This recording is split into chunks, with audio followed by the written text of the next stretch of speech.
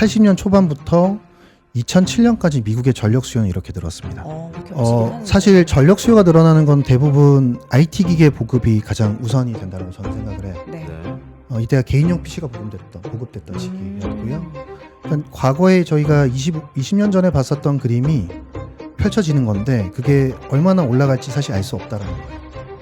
5년에 끝날지 10년에 끝날지 20년에 끝날지 알 수 없다는 거죠. 이때는 성장률이 3% 4%를 했는데 알 수 없죠. 사실 더 가파른 각도로 늘어날 가능성이 있긴 하죠. 이불했던 게 10불까지 가는 그림은 너무 공격적인 것 같고 지금 가스 가격이 미국 henry허브 기준으로 2.7불 정도 하거든요.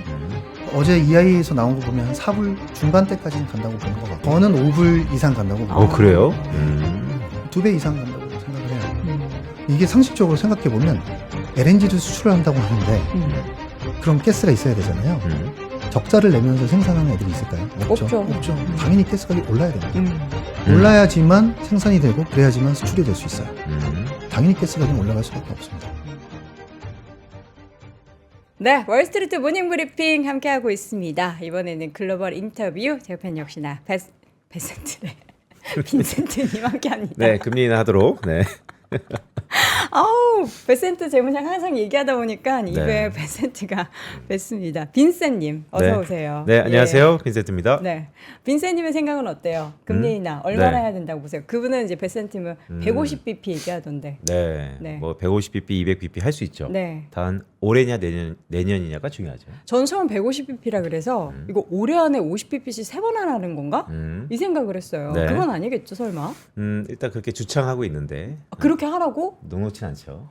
그렇게 하는 정도면 이거 경기가 완전 미국 경기 완전 안 좋다라는 게 어떻게 보면은 공공연한 사실이 되는 것 같아서 걱정되는데. 그런데 이제 최근에 나왔던 네. 게 인슈런스 컷 이래갖고 보험성 금리 인하 얘기가 나오고 있습니다. 네, 지금 베센 네. 재무장관 섭외했냐고 빙의하셔야 될 것 같아요. 지금 AI로 해가지고 좀 알겠습니다. 네. 자, 오늘 베센트보다 더 시장에 영향이 있는 빈센님과 함께 하는데요. 자, 오늘 하루에 하나 어떤 걸 준비하셨을까요? 네, 오늘은 간밤에 미국 증시 보면서 참 금리 인하가 생각보다 꽤 강하게 자리 잡고 있구나라는 네. 생각이 들어갔고요. 이런 키워드 하나 마련해봤습니다.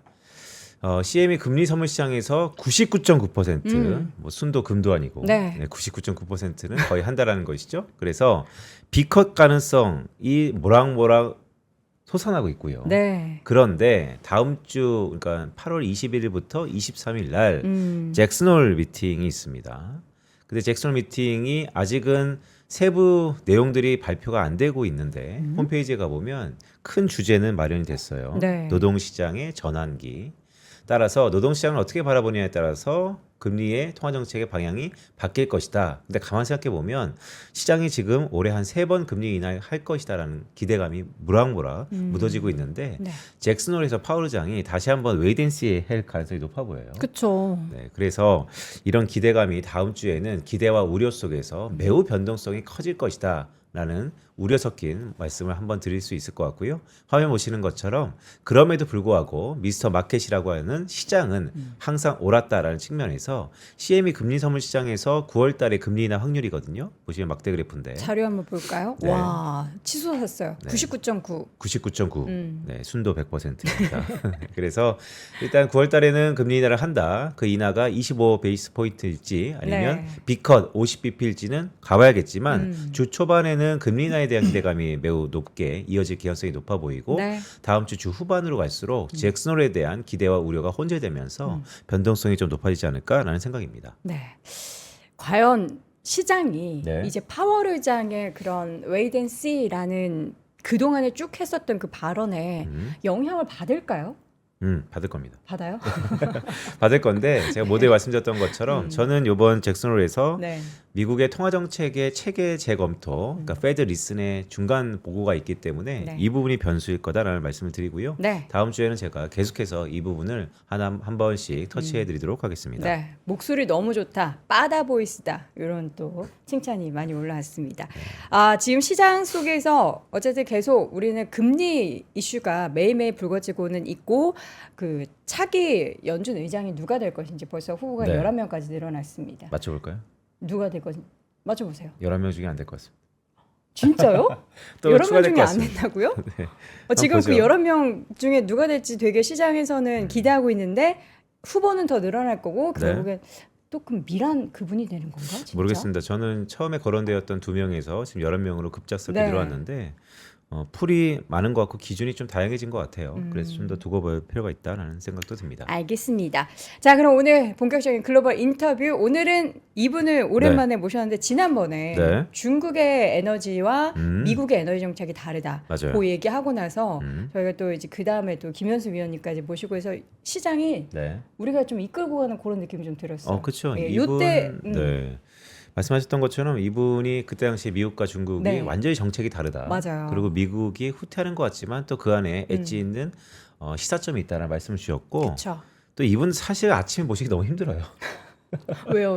이분이 워낙 또 베스트 오브 베스트이기 때문에 아침에 모시기 참 힘든데 네. 그래도 이번 주에 미국의 소비자 물가 상승률 헤드라인을 눌렀던 가장 큰 이유는 미국의 유가가 오르지 않고 있다. 그렇죠. 네, 여러 가지 이유들 어쨌든 적시성 있게 이분 한번 모셔봤습니다. 네. 하나증권에서 에너지 화학하면 이분이죠. 윤재성 위원 모십니다. 어서 오십시오. 네, 네. 안녕하세요. 네. 오랜만에 뵙습니다. 반갑습니다. 예. 오늘따라 좀 잘생겨 보이는 것 같네. 그러게요. 그러니까요. 위원 되게 잘생기셨네요. 원래 뭔가 좀 바뀌었나요? 자꾸 더 자주 나오라고 좋게 말씀드리는 거 아니고 진짜 약간 네. 손지창 느낌도 좀 나요. 네. 네, 알겠습니다. 자, 오늘 그럼 바로 내용으로 본론으로 들어가도록 하겠습니다. 최근 한 달 사이에 시장의 좀 흐름을 한번 쭉 볼까요? 어땠는지 관련 기업들. 네, 제가 한 달 전쯤에 나왔었고요. 네. 그때 말씀드렸던 거 잘 요약을 해주셔서 말씀해 주셔서 감사드리고, 미국에서는 결국은 원전이 중장기적으로는 대세겠지만 네. 단기적으로는 전력 공급이 부족하니까 그 간극을 메울 수 있는 그런 에너지원들이 각광을 받을 거다라는 말씀드렸었고요. 네. 그래서 그때 석탄 말씀드렸을 때 굉장히 당황해 하셨었어요. 네. 근데 이제 보시는 것처럼 석탄 업체들이 많이 올랐습니다. 34% 정도 평균적으로 올랐고, 한 달 사이에요? 네, 최근 한 달 사이에. 그리고 2배 정도 오른 업체들도 있어요. 평균적으로 34% 와. 오른 거고요. 태양광 같은 경우가 12% 정도 올랐고, 그리고 SMR은 뭐 워낙 지금 관심 많이 받고 있으니까 올랐고요. 네, 네. 그리고 이제 이 차트에는 들어가 있지는 않지만 블룸에너지가 오늘도 올라서 한 70% 정도 한 달 사이에 70%. 예, 올랐습니다. 그래서 결론적으로 지금 최근에 단기 강세를 보였던 종목들이 대부분 네. 단기 전력 수요를 충당해 줄 수 있는 빠르게 공급해 줄 수 있는 에너지원들이었다라고 생각하시면 되고요. 네. 간단하게 하나씩 좀 말씀드려 보면 석탄 같은 경우는 최근에 동북아에서 수입량이 급증한다는 얘기가 있었고 호주에서도 가격이 올랐어요. 그리고 최근에 중국의 구조조정 이야기가 좀 있었잖아요. 네. 석탄 쪽에서도 구조조정 얘기가 있어서 중국의 코킹콜 가격이 1년 내 최고치까지 올라왔습니다. 그러다 보니까 미국도 수출 가격이 올라갈 수 있을 거라는 기대감까지 좀 형성된 상황이었다고 보시면 될 것 같고요. 그 업체 중에서 석탄 관련된 업체 중에서는 또 히토리 관련된 이벤트가 섞여 있는 종목들도 있었어요. 네. 네, 그런 종목들도 많이 올랐고 태양광 같은 경우도 개별적인 이슈들이 좀 있었는데 펄솔라 같은 경우가 관세 영향 때문에 매출액 가이던스를 좀 상향을 시켰고요. 네.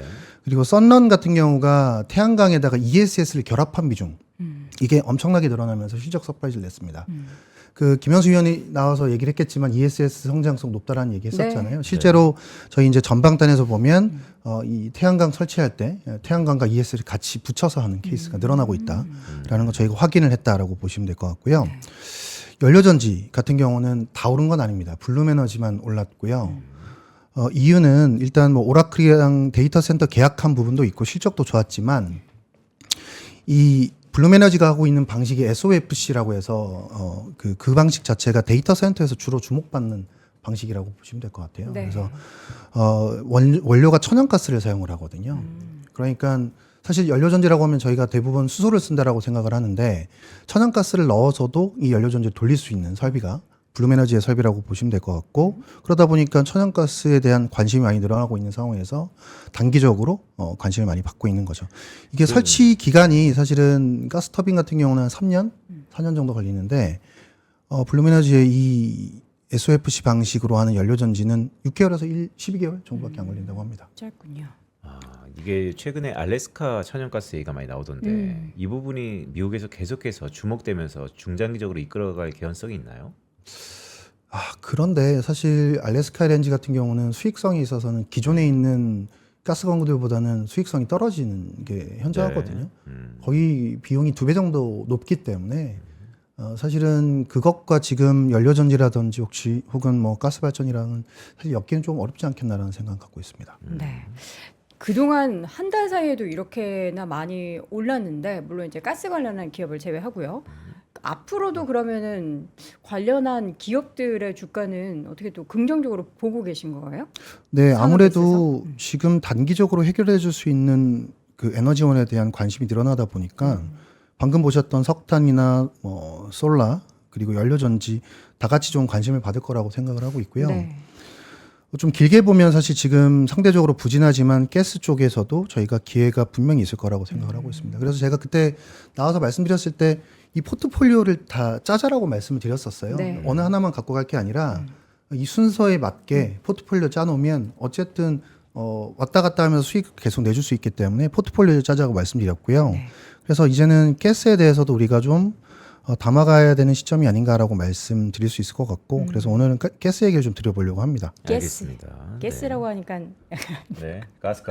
네. 그러면 어쨌든 관련한 그 밸류 체인을 지금 쭉 정리를 해 주셨는데 어떤 기업들이 포함되어 있는지 우리가 좀 친숙한 기업들이 많지는 않으실 거예요. 예, 엑슨모빌 말고 쉐브론 엑슨모빌 정도 말고는 그렇죠. 잘 모르겠네요. 일단 밸류 체인은 업스트림에서 가스를 생산하는 업체들이 있습니다. 네. EQT라든지 익스펜더 에너지 같은 경우는 순수 가스만 생산을 하는 네. 거고요. 엑소모빌이나 쉐브론 들어보셨겠지만 이 업체들은 원유와 가스를 동시에 생산하는 업체들입니다. 그러면 생산된 가스가 이제는 옮겨져야겠죠. 그러면 파이프라인을 통해서 옮겨집니다. 네. 이 파이프라인을 하는 업체들이 굉장히 많습니다. 상장되어 있는 업체들이 시총이 굉장히 높아요. 뭐 3,400조씩 하는 업체들이거든요. 그래서 이 미드스트림 쪽이 파이프라인이 있고 그리고 이 가스가 바닷가까지 오면 이게 액화돼서 나와야 되는 거잖아요. 네. 액화하는 업체들도 있습니다. 그래서 이 업체들을 합쳐보면 시총이 대략 제가 대충 합쳐봤는데 한 1,000조 정도 되는 것 같아요. 적지 않습니다. 굉장히 큰 시장이고 사실은 글로벌 가스 시장 자체가 2,000조 정도의 시장이 되니까요. 네.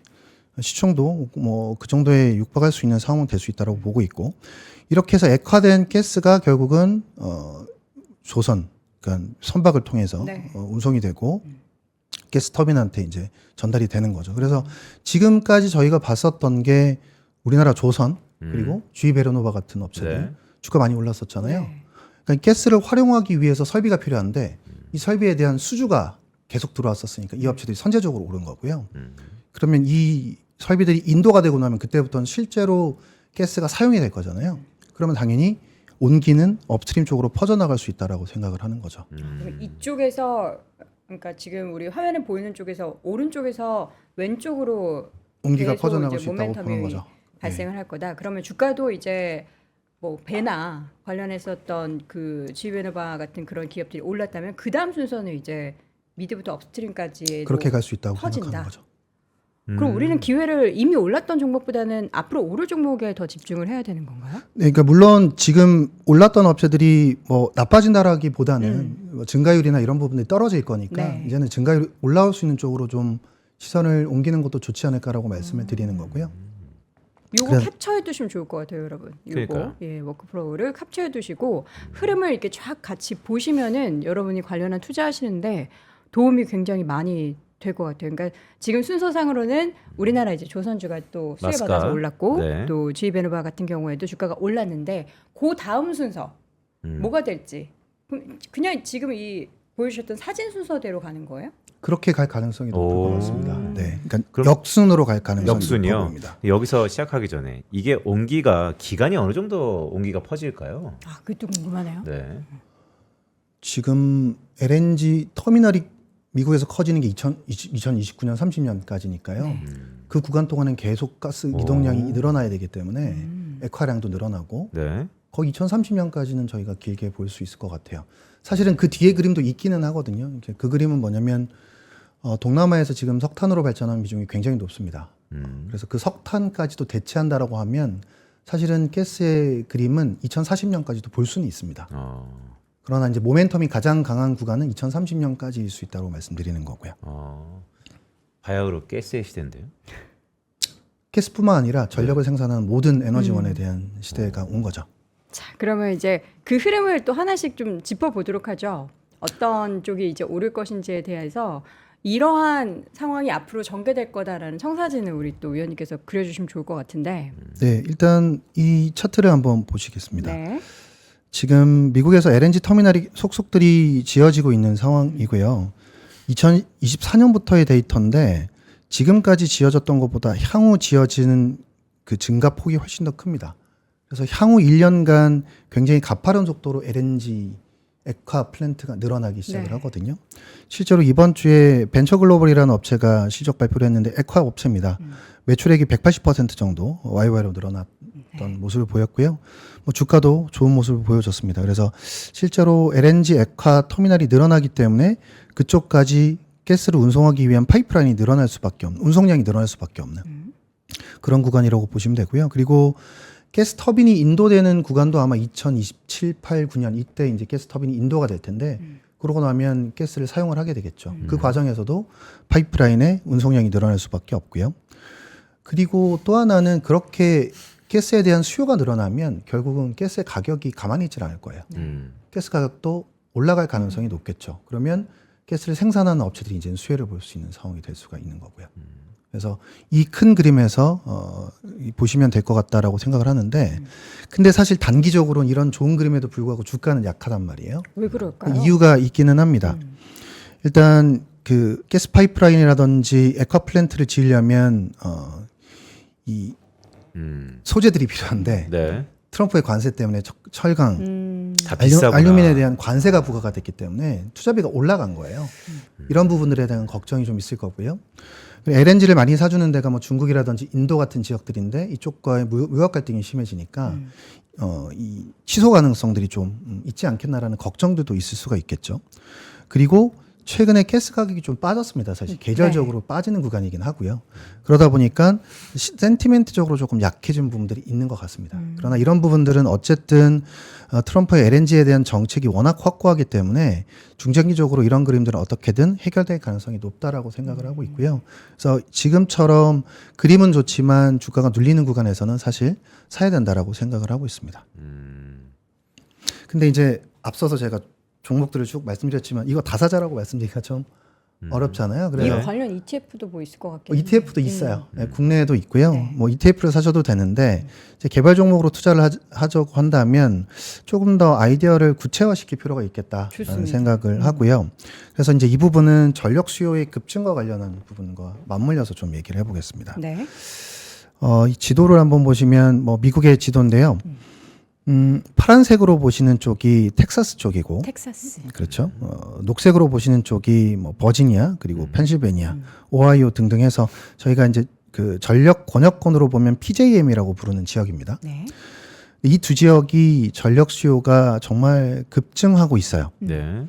파란색으로 보시는 이 텍사스 같은 경우가 지금 2년 동안 전력 수요가 20%가 넘게 늘어날 걸로 예상을 하고 있습니다. PJM 같은 경우가 지금 대략 한 2년 동안 8% 늘어날 걸로 보고 있고요. 근데 지난 한 4년 동안 미국의 전력 수요가 얼마나 늘었냐면 0.8%가 늘었던 거예요. 와, 그 숫자를 듣고서 지금 앞전 숫자 들으니까 엄청나게 진짜 증가를 했네요. 그렇죠. 그러니까 이 두 지역이 사실 미국에서 가장 전력 수요가 가파르게 늘어나는 지역이라고 보시면 될 것 같고요. 이 두 지역에 뭐가 있어요? 리쇼링? 맞습니다. 그래서 이 차트를 하나씩 보여드리면 일단 데이터 센터가 텍사스에 많고요. 그리고 버지니아에도 굉장히 많이 들어서고 있죠. 데이터 센터. 데이터 센터가 일단 들어서고 있고요. 네. 암호화폐 채굴 지역도 텍사스, 조지아, 뉴욕 이런 쪽에 있습니다. 저게 뭐가 선이에요? 그러니까 암호화폐 채굴을 많이 해서 전력 수요가 좋은 예. 거예요? 아니면 전력 관련한 인프라들이 많으니까 저기서 암호화폐를 채굴하는 거예요? 후자예요. 아, 후자다. 인프라가 많기 때문에 이쪽에 지어지는 겁니다. 사실. 네. 예. 그다음에 전기차 배터리, 뭐 지금 리쇼링 일어나고 있잖아요. 이 지역들도 텍사스, 조지아, 뭐 이런 지역들입니다. 네, 네. 그러니까 결국은 데이터 센터와 전기차 배터리 공장들이 계속 들어서고 있는 지역이 텍사스와 이 PJM 지역이기 때문에 전력 수요가 급증하고 있다라고 생각하시면 될 것 같고요. 네. 실제로 얼마 전에 이슈가 있었죠. 용량 요금이 PJM에서 급등을 했었습니다. 그러니까 이건 뭐냐면 대기만 하면 돈을 줍니다. 쉽게 얘기하면 택시를 대기시켜 놓을 때 택시 기사한테 주는 비용이라고 보시면 될 것 같아요. 그러니까 PJ임이 워낙 전력 수요가 급증을 하다 보니까 그냥 대기만 하고 있어도 여기에 대한 인센티브를 많이 주는 거라고 보시면 되고요. 오른 것만큼 곱해서 캐파를 곱해서 돈을 받기 때문에 이쪽에서 발전 사업을 하는 업체들이 주가가 굉장히 좋았죠. 그게 뭐 비스트라 에너지, 콘스텔레이션 에너지 같은 업체들입니다. 그러니까 이게 지속적으로 이 레벨이 지속이 될 거냐라고 보면 사실은 이 뒤에 이제 유인이 생겼기 때문에 계속 들어올 거예요, 설비들이. 그렇기 때문에 이건 분명히 피크아웃 할 겁니다. 언제 피크아웃 될지 모르겠지만. 네. 그래서 굳이 이 종목을 물론 들고 계시다라면 가져가는 게 맞지만 신규 진입자 입장에서는 많이 올랐거든요. 6배씩, 5배씩 그쵸. 올랐거든요. 들어가기 힘들거든요. 그래서 이런 그림들을 봤을 때 이제는 온기가 업스트림 쪽으로 퍼질 수 있다라고 생각하시면 됩니다. 온기가 업스트림 쪽으로 퍼질 수 있다. 근데 위원님 말씀하시는 걸 이렇게 쭉 보니까 텍사스 이거 독립하겠는데? 어떻게 생각해요? 아니, 원래 예전에 간간히 나왔었어요. 텍사스 이거 뭐 자생력이 있는 지역이니까. 텍사스 충분히. 하면 사실 제일 먼저 떠오르는 기업은 테슬라잖아요. 엑소모빌도 있고. 네. 근데 이제 우리 투자자분들은 이제 워낙에 테슬라 투자를 많이 하시니까 그쵸. 지금 채팅창에도 머스크 왕국 지역이다. 텍사스가. 어쨌든 지금 뭐 공장도 우리나라도 네. 텍사스에 공장 짓고 있고 하는 뭐 그런 것들을 생각하면은 뭐 물론 다른 지역도 하나 더 말씀해 주시긴 했지만 텍사스가 뭔가 되게 많은 의미를 좀 가질 만한 그런 지역이 될 것 같고 이제 여기 관련한 기업들에 대한 투자는 지금 뭐 많이 올랐다고는 하지만 앞으로도 되게 관심 가져볼 법한 그런 기업들이 많이 나올 것 같아요. 그렇죠. 거의 이 범주 안에서 계속 종목들 찾아야 된다고 네. 생각을 해요. 큰 팀은 전혀 변하지 않았기 때문에 어떤 종목이 먼저 오르냐 그 다음으로 오르냐 그 차이인 거지. 네. 네. 결국은 수익률은 거의 비슷하게 가지 않을까라고 생각은 합니다. 자, 그렇다면 텍사스 지역에 관련한 데이터부터 좀 자세히 한번 볼까요? 그래서 앞서서 말씀드렸던 게 이제 텍사스나 PJM 지역이 전력 네. 수요가 급증을 하고 있고 굉장히 부족한 상황인데 그러면 지금 어떤 에너지원으로 전력을 생산하는지에 대한 구성입니다. 지금 현재의 구성을 나타내는 거예요. 왼쪽에 보시면 PJM 같은 경우는 천연가스 발전이 절반입니다. 천연가스가 50%나 돼요? 석탄이 21%고요. 석탄이 이렇게 높아요? 네. 트럼프 정치의 석탄으로. 아니 근데 오. 국가 전체적으로 보더라도 네. 석탄의 발전 비중이 16%입니다. 그때 지난번에 나오셨을 때 이 석탄이 중간에 그 빈 수요를 충분히 메울 수 있다. 그런 연장선상에서 보는 것이죠. 아닙니다. 이건 지금 현재의 네. 그 발전 구성이라고 그럼 보시면 앞으로도 이게 계속 그 늘어난다고 재생에너지가 보지는 않는 것 아, 같아요. 그래요? 이 전망 기관들의 전망들을 보면 뭐 앞서 말씀드렸던 연료전지라든지 나머지 쪽에서 늘어나기 때문에 석탄 발전 비중 자체가 늘어난다고 보는 것 같지는 않습니다. 대신에 전체 사이즈가 커지니까 네. 비중은 유지가 되더라도 석탄에 대한 수요는 꾸준할 수는 있겠죠. 텍사스도 마찬가지예요. 오른쪽 그림을 보시면 천연가스의 발전 비중이 50%. 네. 그러니까 거의 대부분 천연가스로 지금 이 텍사스나 PJM 지역이 발전하고 있다라는 거고 그럼 모자라는 전력을 또 뭘로 충당할 거냐로 보면 그것도 대부분 천연가스 기반으로 해서 텍사스에도 지금 발전소가 지어지고 PJM 같은 경우도 지금 발전소 프로젝트가 승인된 게 거의 70%가 천연가스 기반입니다. 그러니까 물론 뭐 저희가 원전이라든지 뭐 연료전지 다 네. 관심 받고 있긴 하지만 지금 현재 가장 빠르게 전력을 공급해 줄 수 있는 에너지원으로서는 천연가스가 여전히 지금 중요한 에너지원으로 각광받고 있다라는 걸 저희가 증명하는 거라고 보시면 될 것 같고요. 그래서 이제 이 지역 같은 경우가 결국은 앞서서도 말씀하셨지만 천연가스가 생산되는 지역이랑 일치합니다. PJ 이 그림 잘 보이실지 모르겠는데 확대 좀 해주시겠어요? 네. 우측이요? 예, 우측 네. 그림인데요. 미국 최대 가스 생산지 PJM. 예, 그거 한번 볼게요. 이 보시는 파란색 지역, 초록색? 예, 녹색 지역. 녹색 지역 같은 경우 에팔레치아 지역이라는 데인데 여기가 팔레치아. 미국에서 가스 생산량이 가장 많은 지역입니다. 아까 보셨던 PJM 지역이랑 겹치는 지역이죠. 그리고 그 다음으로 생산 많이 되는 데가 퍼미언 지역 그리고 헤인스빌입니다. 여기 텍사스 쪽인 건가요? 네, 여기가 텍사스 쪽이랑 겹치는 거고요. 그래서 결국은 가스 생산량이 가장 많은 지역에서 발전소들이 들어선 거고 네. 앞으로도 그쪽에서 발전소가 들어선다라고 보시면 될 것 같고요. 그럼 우리가 이제 투자를 할 때 결국은 이쪽 지역에서 파이프라인을 갖고 있거나 네. 이쪽 지역에서 원유를 가스를 생산하는 업체들은 당연히 수혜를 볼 수 있는 가능성이 높겠죠. 그래서 우리가 투자를 할 때 이쪽에서 주요 플레이어들, 1등 플레이어들을 고르면 되지 않을까라고 생각을 하고 있습니다. 물론 지금까지도 관련한 기업들에 있어서의 주가가 좋았지만 앞으로는 더 좋아질 부분에 있어서 기대를 할 수밖에 없고 네, 텍사스도 그렇고 PCM도 그렇고 여기 세금 되게 많이 거두겠네요. 그럴 가능성이 네. 있죠. 독립해야 되니까. 너무 자꾸 독립 아, 얘기를 왜냐하면 하시네. 다음에 선거판에서 머스크가 정당한 활동한다 그랬으니까요. 그럼 텍사스가 이제 그 표밭이 되겠네요. 뭐 한번 지켜봐야죠. 자, 정치 얘기까지 흘러가는 텍사스. 텍사스 하면 사실 우리가 영화로 하도 막 네. 전기톱 살인 사건 막 이런 것만 봐가지고 저는 텍사스 하면 되게 황무지 막 이런 이미지가 되게 강하거든요. 근데 지금은 완전 좀 다른 세계가 텍사스에 펼쳐지고 있을 것 같긴 한데 혹시 얼마나 뭐가 어떻게 발전되고 있는지 아세요? 최근에 텍사스? 2년밖에 안 가봐서 텍사스 한번 모셔야겠다. 텍사스 사시는 네. 분도 혹시 계시면은 지금 채팅창에 좀 올려주셨으면 좋겠어요. 지금 우리 그 뭐라 그래야 되죠? 지역이 이렇게 발전하고 있고 뭐 보면은 항상 옆집에 텍사스에 지금 말씀하셨던 기업들 중에서 다니는 회사 직원이 있을 거 아니에요. 네. 지금 성과급 장난 아니더라, 연봉 되게 높더라, 뭐 이런 상황도 펼쳐지고 있을 것 같긴 한데 자 그럼 우리는 이제 지금 중요한 거는 투자의 아이디어인데. 아까 전에 잠깐 언급해 주시긴 했는데 주요 기업이 뭐가 있는 거예요? 각각 지역에? 주요 기업 같은 경우가 이제 윌리엄스 컴퍼니스라는 회사가 있습니다. 윌리엄스 컴퍼니. 일단 요 그림을 한번 네. 보고 말씀드릴게요. 확대 아까- 한번 해볼까요? 예, 왼쪽 그림 확대 좀 해주시겠어요? 이 PJM 지역 이쪽 지역이거든요. 펜실베니아 네. 이쪽 지역이고 가스가 많이 생산된다 그랬잖아요. 음. LNG 수출 터미널은 이쪽 남쪽에 있습니다. 어. 그러면 가장 생산이 많이 되는 이 펜실베니아 지역에서 LNG 수출 터미널까지 가스를 보내줘야 되잖아요. 네. 그럼 이 먼 거리를 돌아와야 됩니다. 쭉 와야 되는데 여기 파이프라인을 하고 있는 업체가 있어요. 어. 요 가장 큰 글자로 써 있는 게 트랜스코 파이프라인이라는 게 있거든요. 네. 요게 이제 펜실베니아부터 남쪽까지 이어주는 파이프라인이고요. 네. 이걸 운영하는 업체가 윌리엄스 컴퍼니스라는 회사입니다. 그래서 다음 장 한번 보시면 이 회사 이번 분기 실적인데 실적이 이쪽에서 많이 늘었죠. 트랜스미션 앤 걸프. 이게 아까 보셨던 트랜스코 파이프라인에서 네. 용량이 확장되면서 실적이 늘어난 거라고 보시면 될 것 같습니다. 독점인가요 거의? 그렇진 않습니다. 여러 업체들이 있고요. 네. 여기 보시는 것처럼 킨덤 오건이라는 업체도 있고 뭐 이런 업체들이 있습니다. 근데 이제 아무래도 가장 많은 가스 생산량이 늘어나는 지역이 이쪽 펜실베니아 지역이다 보니까 이쪽에서 주요 플레이어인 킨덤 오건이라든지 혹은 윌리엄스 컴퍼니스 혹은 EQT라는 업체도 사실은 수혜해 볼 수 있는 업체라고 생각을 하고 있어요. EQT 무슨 네, 기업이에요? EQT라는 업체는 제가 한 번 더 말씀드릴게요.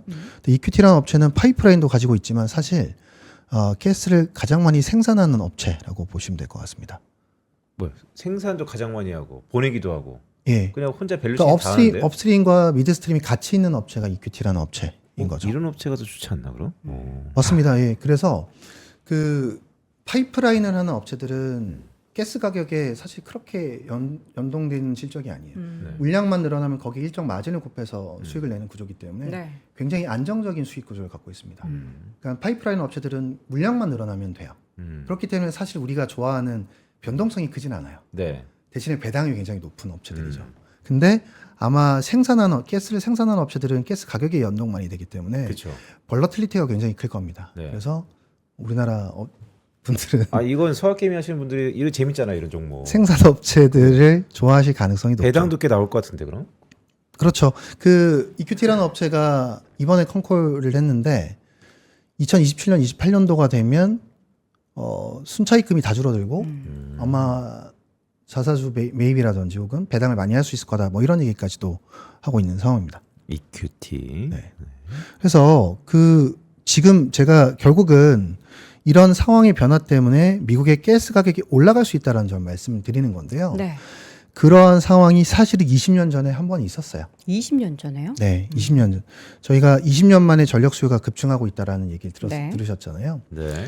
실질적으로 20년 전에 전력 수요가 얼마나 늘었냐면 25년 동안 늘었습니다. 이 그림, 왼쪽 그림 한번 보실게요. 20년 전부터 시작해서 그 후 25년 내내 늘었다고요? 네.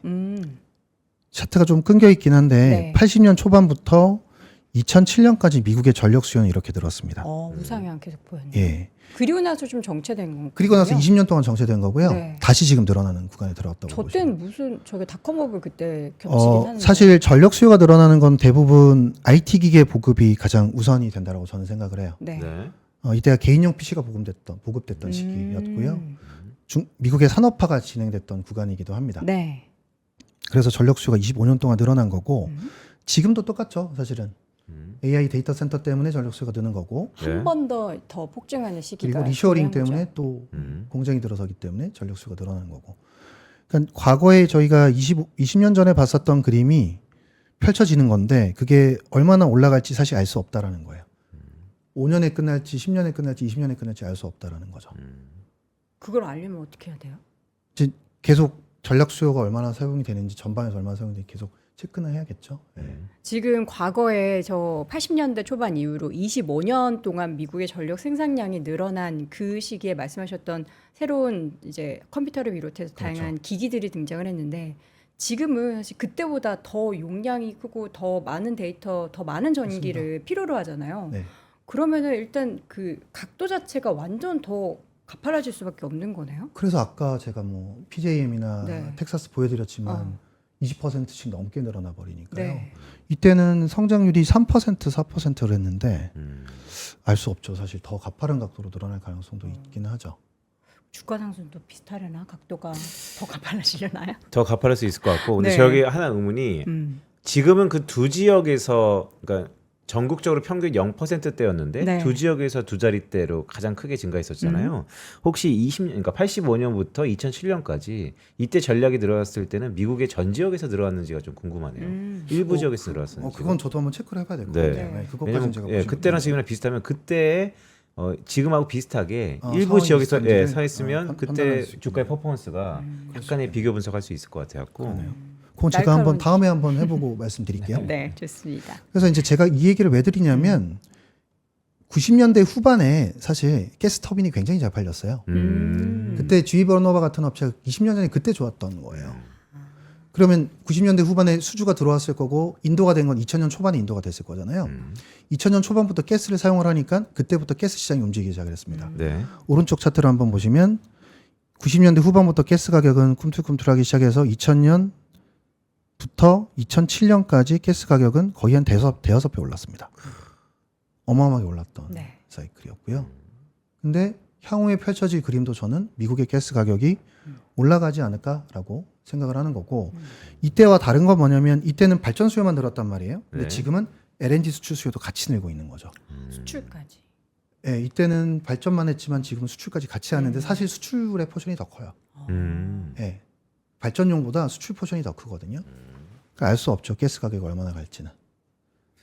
2007년 서프라임 바로 직전에 그때 유가만 200불 간다고 난리 났었는데, 그쵸?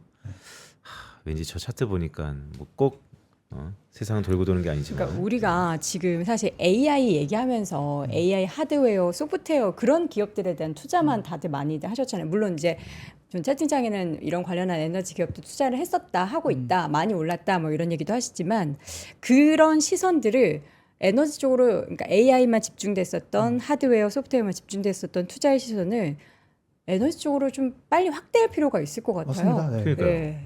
당연한 얘기인 것 같아요. 당연한 얘기인데 파이는 계속 커지는데 음. 어느 한쪽만 가져가는 게 아니라 그렇죠. 원재료를 공급해 줄 수 있는 쪽, 어. 에너지 공급하는 쪽 당연히 파이가 커질 수밖에 없는 우리가 전력이 많이 필요하다라는 얘기를 매번 했고 데이터 센터 지어서 전력 수요 폭증해서 뭐 이런 얘기는 하는데 네.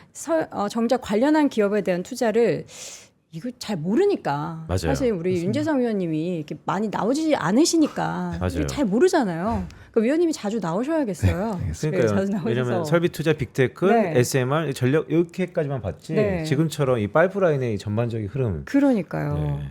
그럼 기업들을 하나씩 조금 자세하게 좀 알려주실래요? 저희가 모르는 기업도 많아가지고. 그래서 사실 만약에 가스 가격이 오르면 네. 수혜를 꽤 많이 볼 수 있는 게 이 사이클 산업이다 보니까 이 차트에서 한번 보시는 것처럼 가스 가격이 엄청 폭락했었어요. 쉐일 붐 때. 네. 그래서 나가 떨어지는 업체들이 진짜 많단 말이에요. 네. 살아있는 업체가 몇 개 안 됩니다. 사실. 구조조정 끝났구나. 예, 아까 말씀드렸던 EQT라든지 익스펜드 에너지 같은 업체들, 살아있는 업체가 그렇게 가스 생산 업체가 2개밖에 없어요. EQT 봐야겠다. EQT. 예. 이런 업체들은 당연히 좋아질 수밖에 없죠. 그래서 익스펜드 에너지 같은 경우가 이제 말씀드리면 전신이 체사피크라는 업체인데 과거에 가스 생산량 2위까지 했었어요. 근데 파산보호 신청까지 갔었거든요. 근데 극적으로 살아나서 지금 인수합병하고 나서 1등이 됐습니다. 근데 이 업체가 주요 자산이 갖고 있는 데가 에팔레치아나 헤인즈벨에 있습니다. 아까 말씀드렸던 그 생산량 많이 늘어나는 지역이죠. 그리고 특히나 헤인즈벨 같은 경우는 LNG 터미널이랑 가까워요. 그러다 보니까 수혜를 볼 수 있는 부분들이 분명히 있겠죠. 그다음 EQT라는 업체도 있고요. EQT라는 업체가 아까 계속 말씀드렸지만 가스도 생산을 하지만 미드스트림도 가지고 있습니다. 가스를 운반하는 파이프라인도 가지고 있다라고 네. 보시면 될 것 같고 이 업체가 그러니까 보통은 저희가 가스 가격의 BEP를 얼마로 보냐면 2불대 정도를 BEP 2, 3불 정도를 BEP로 보거든요. 근데 이제 이 업체 같은 경우는 조금 더 낮다라고 하고 지금 현재 가스 가격 한 3.3불에서도 프리캐시 플로우가 굉장히 안정적으로 나올 수 있다라고 네. 얘기를 하고 있습니다. 3불 후반 가면은 부채 다 갚고도 배당이라든지 혹은 자사주 매입 이런 것들 다 할 수 있다라고 얘기를 하고 있고요. 그래서 아마 지금도 돈을 벌고 있지만 향후 한 2, 3년 혹은 뭐 더 길게 보면 이런 업체들은 뭐 전반적인 실적이라든지 혹은 재무 상태 혹은 뭐 배당 이런 부분들이 굉장히 좋아질 수 있는 그런 상황이 올 수 있다라고 생각을 합니다. 이게 이번에 관세 협약하면서 주요국들이 대미 투자를 이끌어가면서 미국산 에너지 사겠다. 막 이런 지금 한국, 유럽, 일본 청사진은 막 보이고 있잖아요. 맞아, 우리도 이번에 많이 그쵸? 사잖아요. 상당 부분 또 여기가 우리가 구매자로 또 들어가는 건가요? 이들이 이제 수출한다길래 이들이 수출하는 제품들을 우리가 받아 쓰는 거죠. 네. 저는 EQT 좋을 것 같은데요. 아니 아까는 그 앞에 소개한 네. 이 기업이 더 아니. 좋다면서요. 나는 아까 전에 그 EQT? 네. 이게 다 하는 기업이 저는 참 비즈니스를 다 걸쳐 있는 것이 괜찮아 보이긴 합니다. EQT라는 기업을 사실 저는 처음 들어봐요.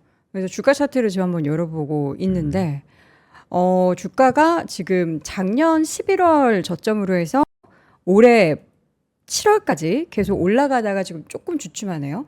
약간 이 종목을 이미 투자하셨던 분들은 수익을 꽤 많이 보셨을 것 같고 지금 제가 위클리 차트도 상당 기간 박스권에 있다가 작년부터 꽤 네. 좋군요. 그게 이제 데이터 센터 전력 수요 급증 네. 그 테마로 같이 오르기 시작했던 거고 이제 시작이다. 트럼프가 당선되면서 조금 더 주목을 받았었고요. 근데 이제 이게 말씀드렸지만 실제로 실적에 반영되려면 네.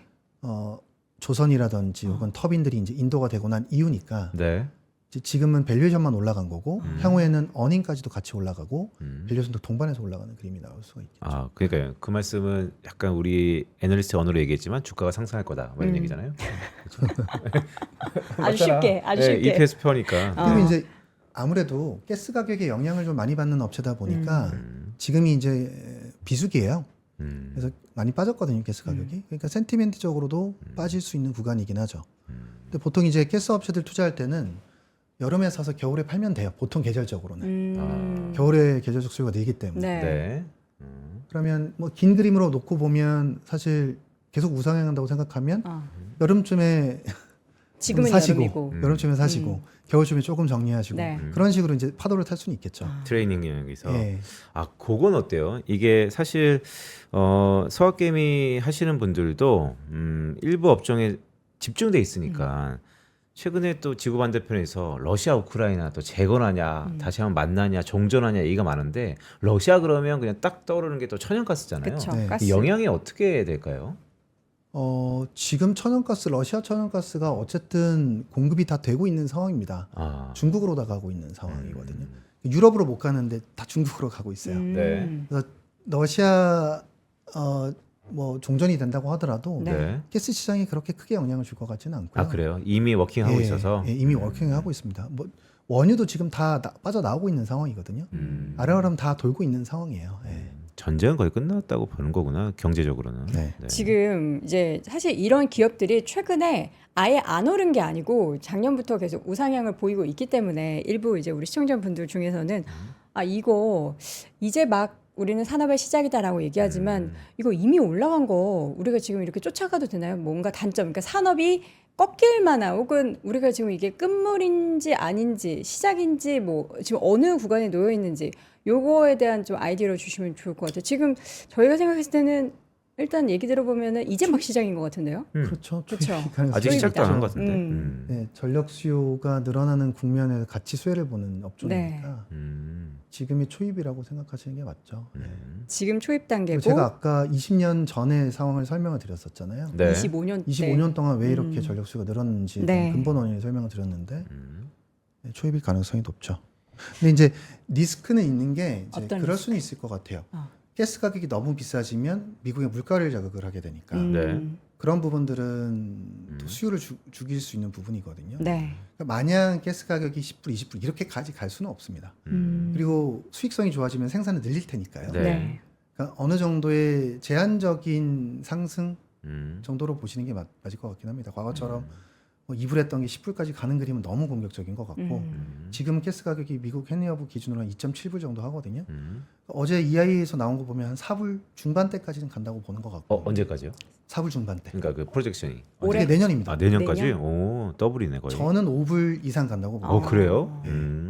2배 이상 간다고 생각을 해요. 이게 상식적으로 생각해 보면 LNG를 수출을 한다고 하는데 그럼 가스가 있어야 되잖아요. 적자를 내면서 생산하는 애들이 있을까요? 없죠. 당연히 가스 가격이 올라야 됩니다. 올라야지만 생산이 되고 그래야지만 수출이 될 수 있어요. 당연히 가스 가격이 올라갈 수밖에 없습니다. 근데 이제 이게 약간 오해하시는 부분이 있는 게 미국의 가스 가격은 한 3불 정도 하고 아시아 가스 가격은 액화돼서 와야 되니까 13불 정도 해요. 네. 미국은 올라가는 거고 아시아 쪽은 내려올 겁니다. 그럼 중간에 운반하는 업체들이 다 떠왔나요? 중간에서 만날 거라고 생각을 하는 거고 지금 수급 균형이 안 맞는 건데 네. 앞으로는 수급 균형이 맞아간다고 생각을 하는 거죠. 그래서 투자하려고 하면 미국의 가스 가격이 오르는 거에 베팅해야 된다고 말씀드리는 거죠. 그러네요. 네. 지난번에는 저희가 길게 보면 결국에 지금 원전이다 이런 아이디어를 네. 우리 빈센님이 주셨단 말이죠. 그리고 중간중간에 태양광 관련한 기업들도 그리고 이제 미국의 그런 LNG 관련한 기업들도 계속 우리 트레이딩하자 이 정도로 이제 크게 봤다면 오늘의 그냥 골자는 결국에는 가스 기업을 보자. 근데 자료에는 뭐 태양광 기업도 지금 써주고 계시고 다른 기업들도 쭉 말씀해 주시고 이 부분들은 석탄도 그냥 얘기하시는데 저번에 나왔을 때 네네. 보여드렸던 차트들인데 요거 한번 그러면 이런 종목들이 있다. 네. 졸라요. 이건 그냥 지나가시나 이런 거 있어요. 근데 결국에는 깠습니다. 이런 자료 우리 이게 다 어디서 보지 이런 자료? 이런 자료요? 네. 하나증권이죠. 그렇죠, 맞아. 이거 어디 올리세요? 아닙니다. 이거 따로. 그래요? 3%를 위해서. 이거 혹시 저희 3% 거기 게시판에 올려도 되나요? 그럼요. 네. 감사합니다. 우리 제작진 여러분, 이 자료를 꼭 3% 저희 게시판에 올려주시면 좋을 것 같고요.